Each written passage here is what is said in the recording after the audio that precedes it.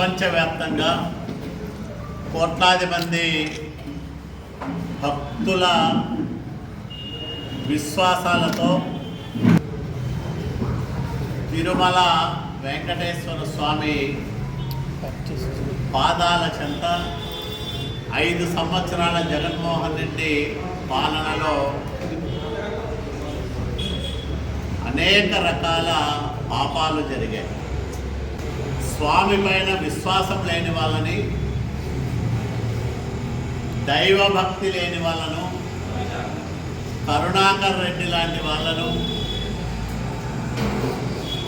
YV Subbareddy లాంటి వాళ్ళను చైర్మన్లుగా చేసి తిరుమల భక్తుల మనసులను విపరీతంగా గాయపరిచాడు జగన్మోహన్ రెడ్డి. తిరుమల లడ్డు అంటానే పవిత్రతకు మరో పేరు, మరో రూపం. అది చాలా పవిత్రంగా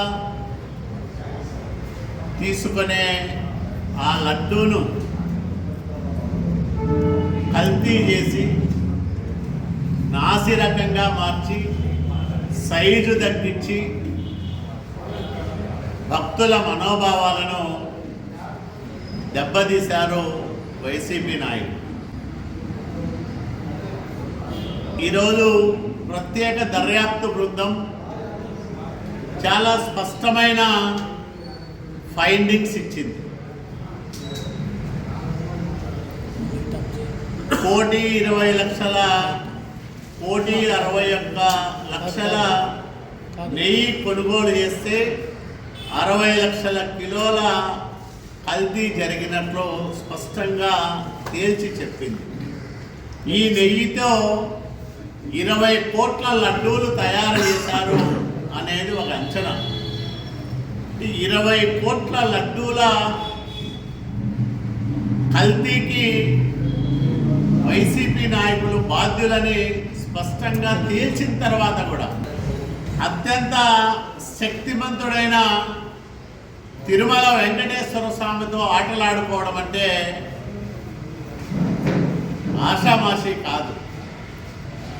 ఒకటి, తిరుమల దేవుడితో ఆటలాడుకున్న వైసీపీ నాయకులను చట్ట ప్రకారం శిక్షించాలని మేము కోరుతా ఉన్నాం.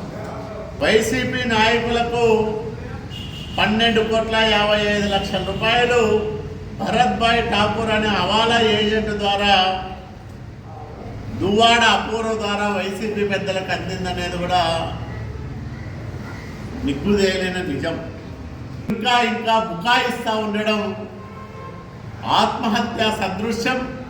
తప్పు చేసిన వాళ్ళు, తప్పుడు పనులకు పాల్పడిన వాళ్ళు ఇంకా వాటిని సమర్థించుకునే విధంగా మాట్లాడుతూ ఉండడం అత్యంత దుర్మార్గం, దురదృష్టకరం.